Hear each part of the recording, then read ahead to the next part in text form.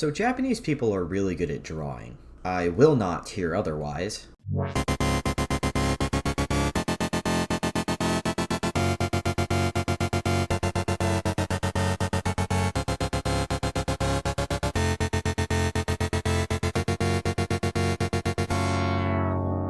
For decades, talented mangakas have been creating and crafting masterpieces that span and influence generations.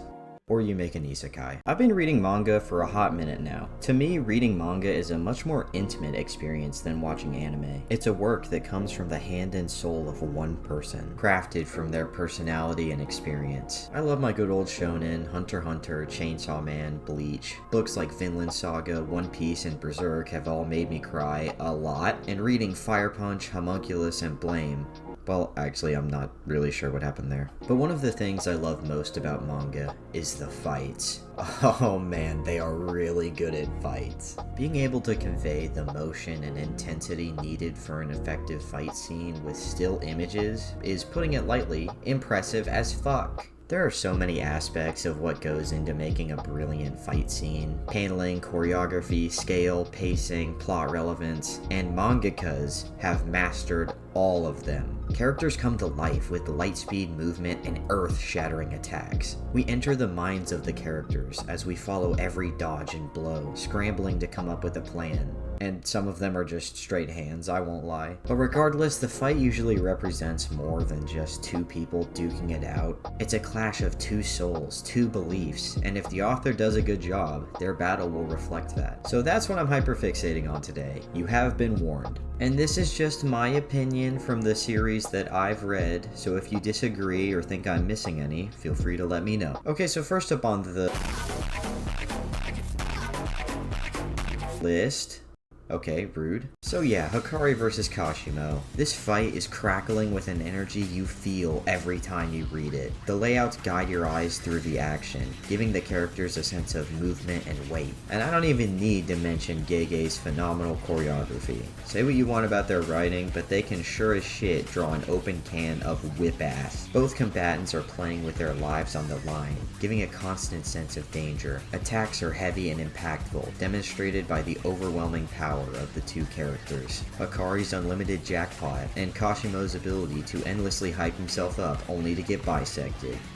Oh shit, sorry, I mean electricity. This fight primarily takes place from the perspective of Kashimo, putting him on the back foot, trying to survive the onslaught of Hakari's unlimited cursed energy. Gambling will save your life, kids. Spec in your skill stat while you still can. If I can say nothing else about this fight, it's just an insanely fun read in a series I don't think is particularly great, but these two insanely charismatic characters drip with aura and have some of the best shonen shit talk exchanges I have ever seen. I still think about and reread this fight from time to time because of how great of a reading experience it is. A breezy, well-paced, thrilling 5 chapters. Now, to switch up the pace, our next...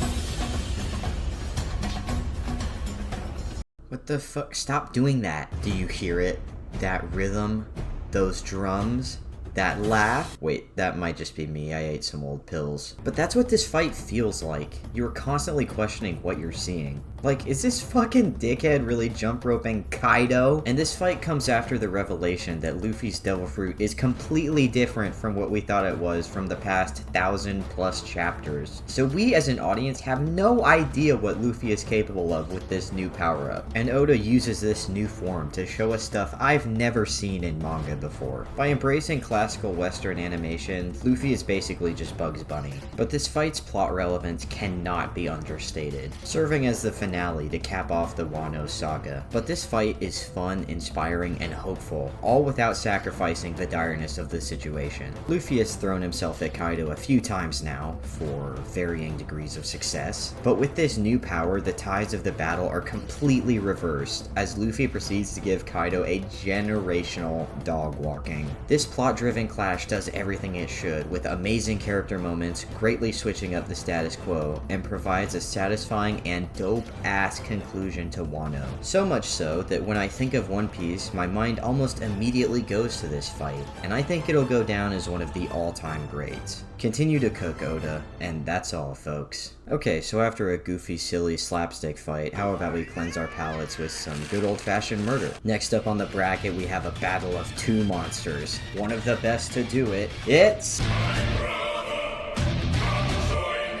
Oh my god, will you let me finish? So for this next section, we're gonna watch John McManga try to kill an F-22 fighter jet. Guts vs. Rosine is a fight that says a lot about human nature. On one hand, we have Rosine, who is of course a monstrous freak, and on the other is Guts, who is also a monstrous freak, but with a cooler paint job. Rosine, who sacrificed her humanity, is portrayed as more empathetic and caring. Guts the human is depicted as a murderous demon fueled by rage, throwing himself directly into harm's way just for a chance to kill Rosine. Like, what are you gonna do now, smartass? All of this culminating in Guts using Jill as bait to deal the final blow. It's that swapping of the roles that makes this battle more interesting on a deeper level. Just a nice subtext for the action, but the action definitely takes center stage in this fight. Despite Guts giving into his primal rage, he still has to scramble to figure out how to kill something that flies faster than the speed of sound with a refrigerator door. The answer being, let it stab you in the arm and or face, and then do the damage.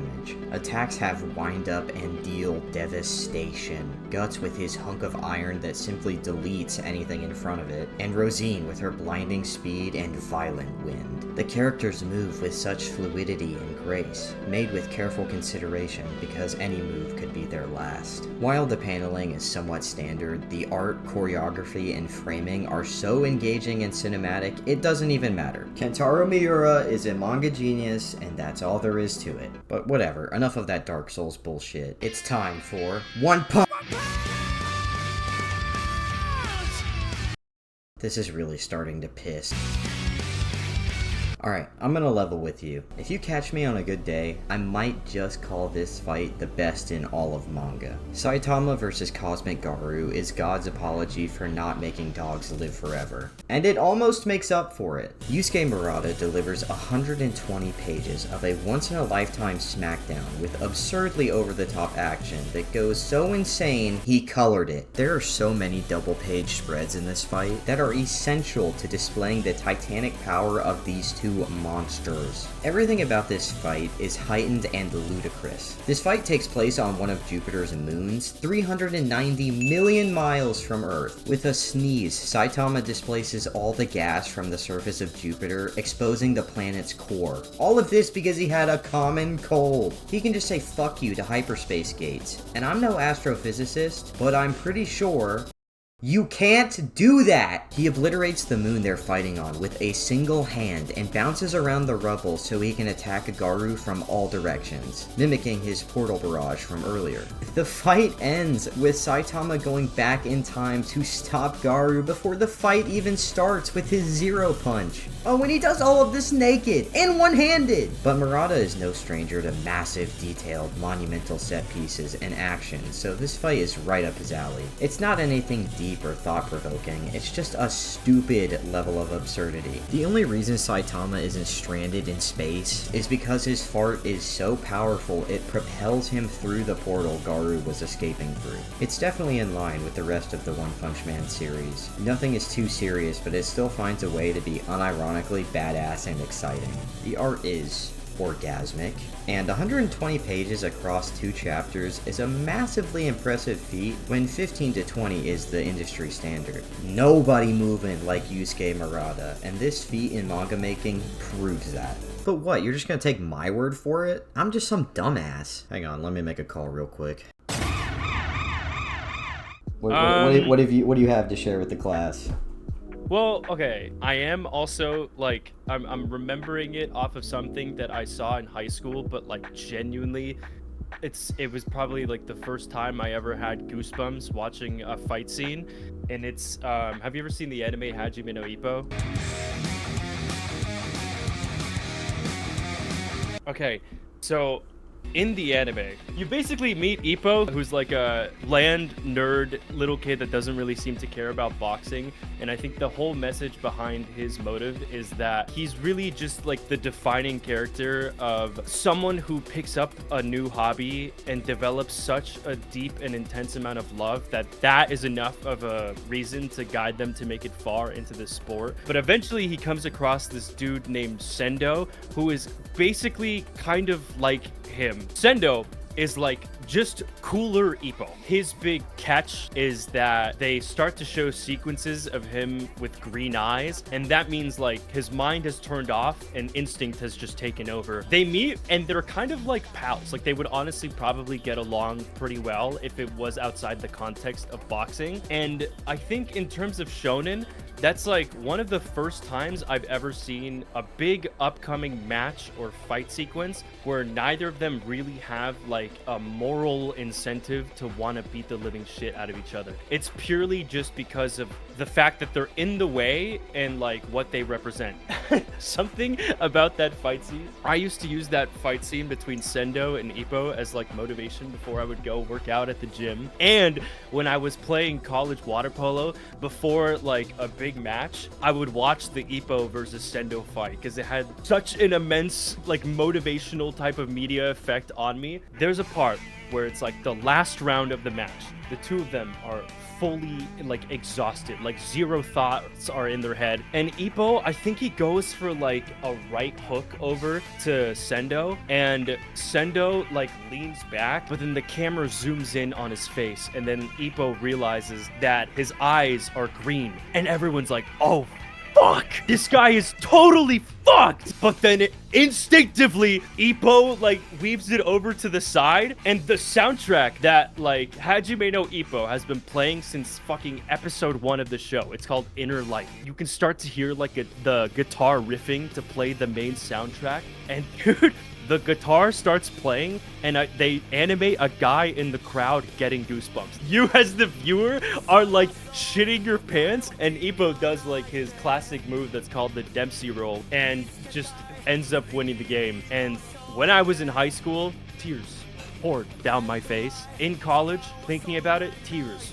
pouring down my face. Literally for the rest of my life, like if I have ever needed motivation and stuff, I just go watch that fight scene, or I just play that song. A lot of fighting has to be life or death. Like if this person dies, then I get to, you know, save the world or move on or protect the people that I care about. I like how unimportant sports scenes are. Nobody gives a shit about this like white sphere that's at the center of a pitch or this boxing ring. Me punching you and getting more points than you represents everything about me. It's a fight.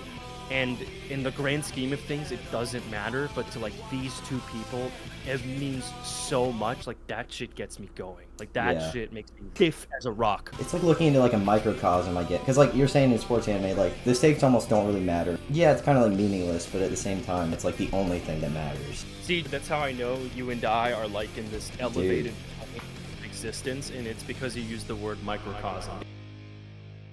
This is the favor that I owed you, and so I'm glad that hasn't been keeping me awake at night anymore. Yeah, so I was just standing there, and then I got hit in the... Oh shit, the video's over. Thank you again for watching another video, and I just want to thank Alex for letting me bother him and making a cameo in this one. What do you think? Was it a good list? I don't know. Let me know if I missed any in the comments.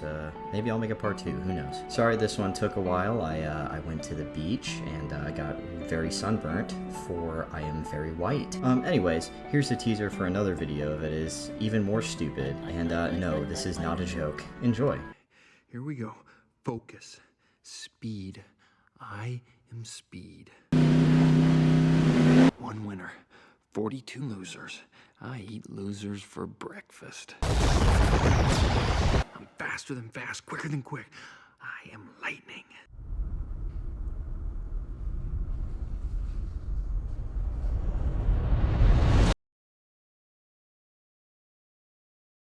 Yeah, you can have like little smooth jazz playing in the background. You're like, hey, so this is apart from the video topic, but I did decide to go on a Discord date with Alex.